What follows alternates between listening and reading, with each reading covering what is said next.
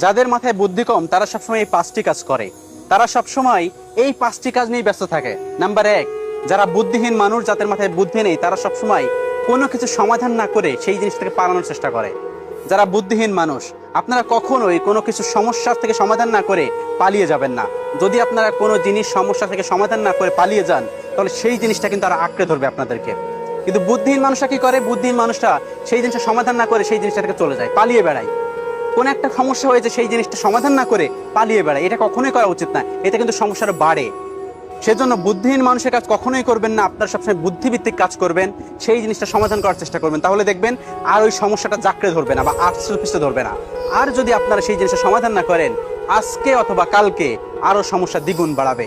সেজন্য বুদ্ধিহীন মানুষদের মতো কখনোই সেই জিনিস থেকে পালিয়ে বেড়াবেন না, সমস্যা থাকলে সমাধান করার চেষ্টা করুন। নাম্বার 2, বুদ্ধিহীন মানুষ সারা রাত জেগে থাকে এবং সকালে ঘুমাতে যায়।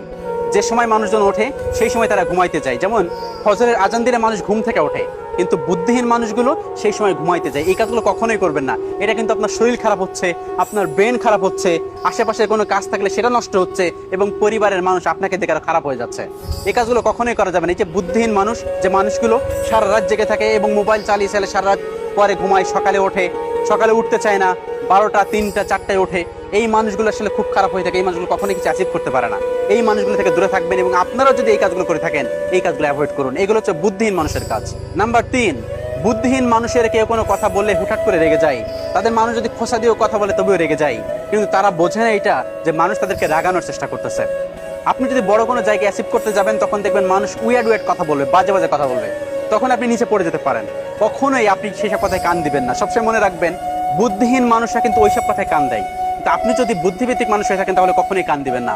আজ থেকে চেষ্টা করবেন আপনি বুদ্ধিভিত্তিক মানুষ হওয়ার জন্য। কখনোই যে বুদ্ধিহীন মানুষের মতো যে কোনো কথায় কান দিয়ে আপনি রাগান্বিত হয়ে যাবেন, মাইন্ডসেট নষ্ট করে ফেলবেন, মানুষের আপনার মুড নষ্ট করে ফেলবে, এমন কাজ আপনি কখনোই করবেন। এটা হচ্ছে বুদ্ধিহীন মানুষের লক্ষণ। এই কাজটা আপনারা অ্যাভয়েড করবেন।